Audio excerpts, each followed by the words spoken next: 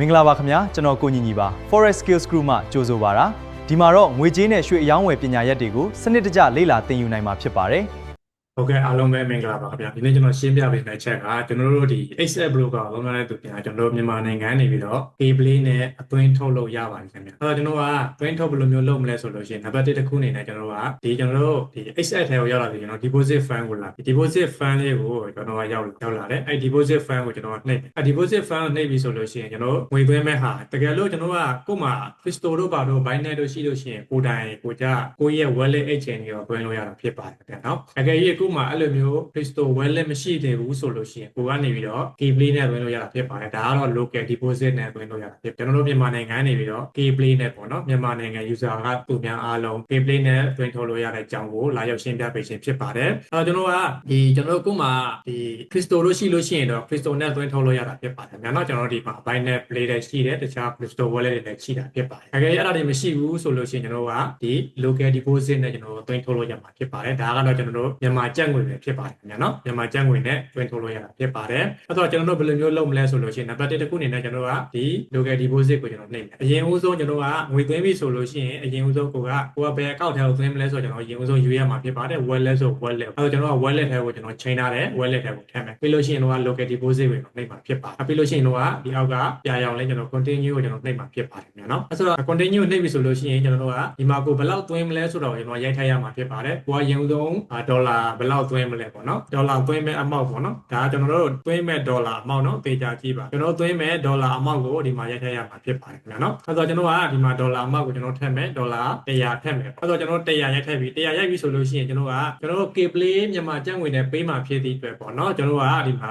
ကိုကြီးညီစီကိုဆက်သွယ်ရမှာဖြစ်ပါတယ်ခင်ဗျာနော်အဲ့တော့ကျွန်တော်ကဒီမှာ local deposit မှာကျွန်တော်ကိုကြီးညီစီကနေပြီးတော့ကျွန်တော်တို့ငွေသွင်းငွေထုတ်လို့ရတာဖြစ်ပါတယ်ခင်ဗျာနော်အဲ့တော့ဒါကတော့ကျွန်တော်တို့ကိုရဲ့မြန်မာပြည်သူပြည်သားတွေကိုဒါ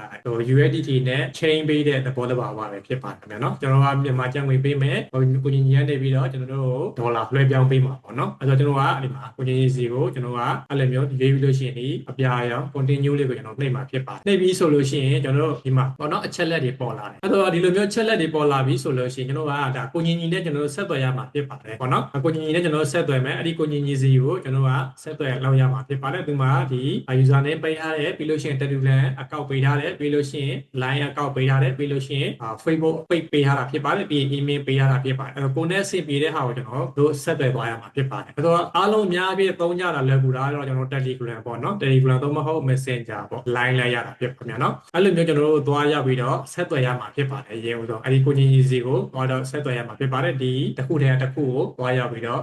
FN လုပ်ပြီးတော့ကျွန်တော်တို့စကားပြောသွားပါအဲ့ဒီစကားပြောသွားပြီးမှအဲ့ဒီကိုညီညီနဲ့ကျွန်တော်ကတူစကားပြောပြီးမှကျွန်တော်ကအဲ့ဒီကိုညီညီပေးလာတဲ့ wallet K-Play account ထဲကျွန်တော်ကမြန်မာကျပ်ငွေလွှဲပေးလိုက်ရောအဲ့လိုမြန်မာကျပ်ငွေလွှဲပေးလိုက်ဆိုလို့ရှိရင်အဲ့ဒီကိုညီညီစီကနေပြီးတော့ကျွန်တော်တို့ဒေါ်လာအကောင့်ကိုဒီ Excel account တွေကိုလွှဲလာပေးမှာဖြစ်ပါတယ်ခင်ဗျာနော်ဆိုတော့ကျွန်တော်ကဒီလိုမျိုးငွေထည့်ပြီဆိုလို့ရှိရင်ရေဦးဆုံးကိုလုပ်ရမယ့်ချက်ကနံပါတ်1ကျွန်တော်တို့ဒီမှတ်ချစ်ပေးရပါတော့ဒီလေးထောက်ကွက်လေးမှာအမှတ်ချစ်ပေးလိုက်ပါအမှတ်ချစ်ပေးဆိုလို့ရှိရင်ကျွန်တော်ကဒီအောက်ကဒီအပြာရောင် continue လေးကိုကျွန်တော်နှိပ်ရမှာဖြစ်ပါတယ်ခင်ဗျာနော်ဒီအပြာရောင် continue လေးကိုကျွန်တော်တို့နှိပ်လိုက်ပါအဲ့ဆိုတော့ကျွန်တော်ကဒါသူနဲ့စကားပြောဆက်သွယ်ပြီဆိုလို့ရှိရင်ဒါသူစီကို message ရောက်သွားပြီเนาะဒီလိုမျိုးကျွန်တော်က continue နှိပ်တာဖြစ်တဲ့သူစီကို message ရောက်သွားပြီဆိုတော့သူကနေပြီးတော့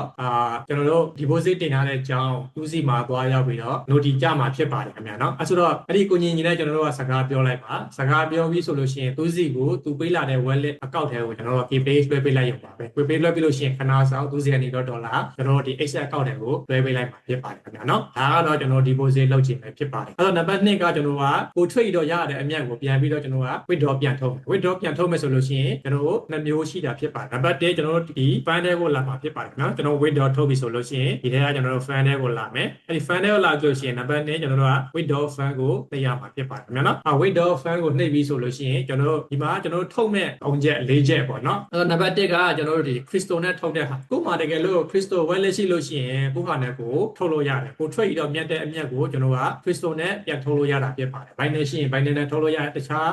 wallet တွေရှိလို့ရှိရင်တခြား wallet တွေနဲ့ကျွန်တော်ထုတ်လို့ရတာဖြစ် ဖြစ်ပါတယ်အခြားဒီကျွန်တော်တို့ဒီမှာ square လားကျွန်တော်တို့ဒီ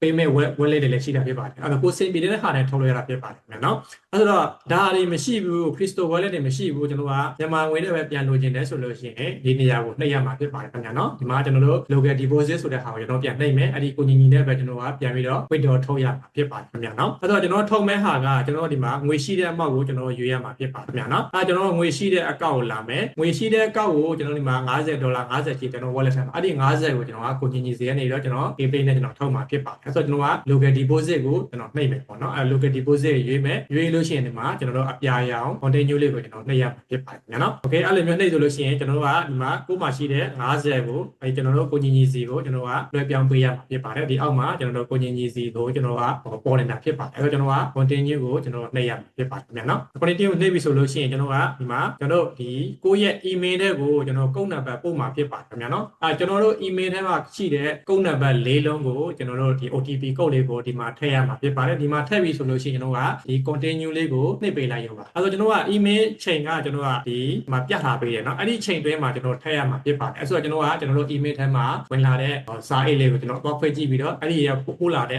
ပင်ကုတ်နံပါတ်လေးကိုကျွန်တော်ဒီမှာထည့်ပေးရမှာဖြစ်ပါတယ်ခင်ဗျာနော်ဒီမှာထည့်ပြီဆိုလို့ရှိရင်တော့ဒီ continue လေးကိုကျွန်တော်နှိပ်မယ်ပေါ့နော်ဒါကတော့ကျွန်တော်လွှဲပြောင်းပေးတာပေါ့နော်ကျွန်တော်တို့အဲ့ဒီမထုတ်ခင်မလွှဲပြောင်းခင်ကျွန်တော်တို့ကိုညီညီနဲ့အရင်ဦးဆုံ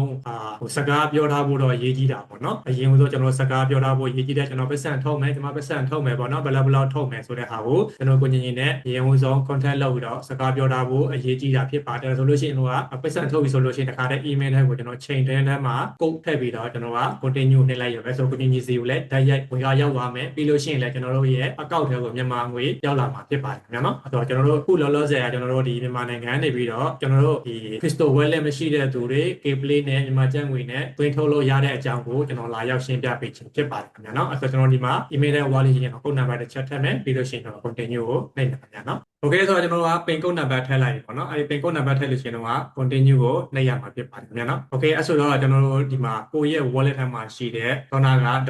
$50ကိုကြီးစီကိုရောက်တော့ပါပြီခင်ဗျာနော်အဲ့တော့ကျွန်တော် email ထဲမှာလည်းကျွန်တော်စာရေးပို့လာတယ်ဒါကျွန်တော်တို့ဒီ successful ဖြစ်သွားတဲ့အကြောင်းပေါ့နော်ကျွန်တော်တို့ဒီကိုကြီးစီကိုလွှဲပေးတဲ့ဟာကို successful ဖြစ်သွားတဲ့အကြောင်းကျွန်တော် email မှာလည်းစာရေးပို့လာမှာဖြစ်ပါတယ်ခင်ဗျာနော်โอเคဒါကတော့ကျွန်တော်တို့ဒီ asset ထဲကနေပြီးတော့ကျွန်တော်တို့ဒီ asset ကိုသုံးတဲ့မြန်မာနိုင်ငံသူတွေအားလုံးကျွန်တော်တို့ crypto wallet မရှိတာတွေအတွက်เนาะကျွန်တော်တို့ Binance တွေမရှိတာတွေအတွက်စိတ်ပူစရာမရှိဘူးကျွန်တော်တို့ Kplay နဲ့လွယ်တကူတွင်းထုတ်လို့ရတဲ့အကြောင်းကိုကျွန်တော်လာရောက်ရှင်းပြပေးခြင်းဖြစ်ပါတယ်ခင်ဗျာเนาะအဲဆိုတော့အားလုံးကျွန်တော်တို့လုပ်ရမယ့်အချက်ကကျွန်တော်တို့ရဲ့ asset အကောင့်ကို KYC အောင်တင်ပေးကြပါခင်ဗျာเนาะ KYC အောင်တင်ပေးကြပါ KYC တင်ရမယ်ဆိုလို့အကြောင်းရင်းတွေကိုကျွန်တော် share video မှာတင်ထားပေးခြင်းဖြစ်ပါတယ်ခင်ဗျာเนาะ share video မှာတင်ထားပေးတယ်ကျွန်တော်တို့ဒီ passport ရှိရင် passport နဲ့သုံးပါ passport မရှိရင်ကျွန်တော်တို့ driver license ရေမောင်း license နဲ့သုံးပါရေမောင်း license တွေမရှိရင်မှတ်ပုံတင်နေနဲ့ကျွန်တော်ကောင်းရမှာဖြစ်ပါတယ်ကျွန်တော်ရှေ့မှာပြောထားပြီးမှတ်ပုံတင်ကိုကျွန်တော် A4 စာရွက်ရိုက်လို့ရှိရင်ကျွန်တော်ရှေ့မှာချပြီးလို့ရှိရင်အင်္ဂလိပ်ဘာသာနဲ့ရေးချပြီးလို့ကျွန်တော်က upload document တင်လို့ရတာဖြစ်ပါတယ်ပြီးရင်နံပါတ်2ကကျွန်တော်တို့ဒီ